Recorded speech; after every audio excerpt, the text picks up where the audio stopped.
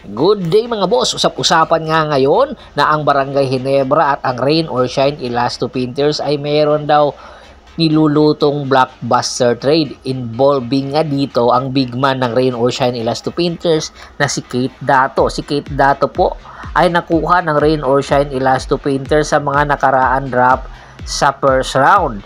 At simula nang pumasok nga ito sa Rain or Shine Elasto Painters, nagpakitang gilas naman po ito, kanya lang nga po ay hindi po sapat ang kanyang pagpapakitang gilas. Nakukulangan nga po dito ang Rain or Shine Elasto Painters at itong si Coach Yang Giao, na kung saan hindi nga po consistent nga ang ipinapakita na performance itong si Kate Dato at minsan nga nagkakaroon pa ng injury dahilan para limited minutes na lang ang kanyang makuha minsan kay Coach Yang Giao. Pero inaasahan na maibabalik neto ang kanyang 100% at mai-improve pa neto ang kanyang mga arsenal dahil badly needed nga siya ng Rain or Shine Elasto Painters.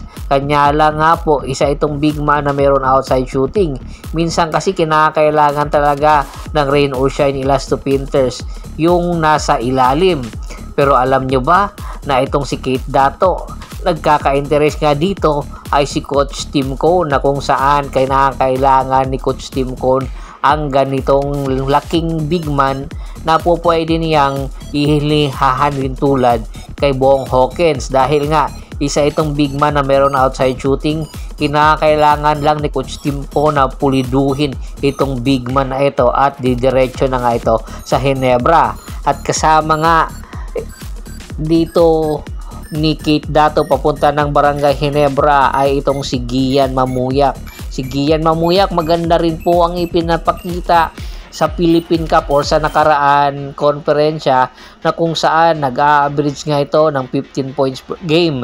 Kanya lang nga po ay nakukulangan din si Coach Yang Giao sa kanyang performance. Bitin na bitin. Minsan nga po, isang crucial nga po na decision ni Gian Mamuyak, na kung saan imbis panalo na sila, natalo pa sila ng token text dahil nga pinaul neto si Calvin Optana. Kaya yung decision making ni Mamuyak ay kinu-question din minsan ni Coach Yang Giao at ng buong staff. Kaya isa sa mga dahilan kung bakit ipapadala nga itong si Mamuyak papunta sa Barangay Ginebra San Miguel. At kung sakali man mapunta na ito sa Ginebra, ay malaking tulong ito ngayon sa Ginebra dahil nga ang Ginebra nakukulangan ng slasher. Opo, habang wala pa po si Justin Brownlee, kinakailangan kasi ng Ginebra nang meron pagkukunan ng puntos. Hindi naman po ito maibibigay ni Japet Aguilar, hindi rin po maibibigay ni Scottie Thompson. Kinakailangan talaga ng isang go-to guy ng Ginebra na po pwede maging run and gun team. At isa sa mga posibleng ipadala ng Barangay Ginebra papunta sa Rain or Shine Elasto Painters ay ang big man nilang si Isaac Go. Si Isaac Go, galing nga po ito sa injury at hopefully daw maging 100% na ngayong Philippine Cup.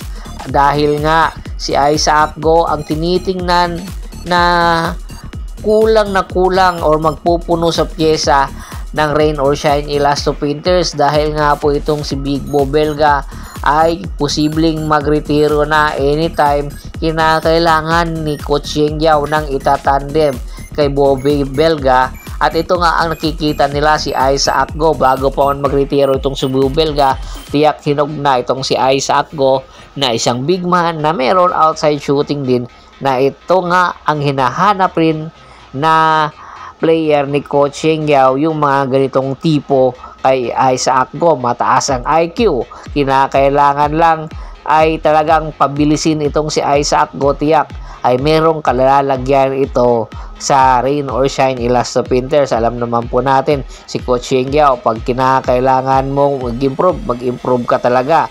At posible na rin isama itong si Jason David na napapabalita na nga pong inilagay na sa trading block ng Ginebra sa nakaraan konferensya. Pero pinaglaro ni Coach Tim Cone at ngayon nabigyan ng 2 years extension bago pa ito i-trade sa Rain or Shine Elasto Painters. Etong dalawang player na si David at si Isaac Go, malaking tulong din ito sa Rain or Shine Elasto Painters kung sakali mang matuloy ang nasabing trade na magaganap anytime. Sino ang posibleng panalo dito? Ang Barangay Ginebra ba or ang Rain or Shine Elasto Painters? Komento na sa baba ng video at pag-usapan natin yan. Once again, this is Percival Monteron at your service. Don't forget to subscribe my sports channel at don't forget to click the notification bell button para nga maging updated palagi sa kwentuhan. At bago pa man natin tapusin ang ating kwentuhan, shoutout muna tayo sa ating mga solid na followers na laging sumusuporta po sa atin. Kay Kagawad Kat sa Kinudukusin ng Hagonoy, Bulacan, Anthony Laki Alon at sa Laki Alon Family, Ricky Lanza ng Ricky Rider TV ng Tansa Cavite. Maraming salamat po.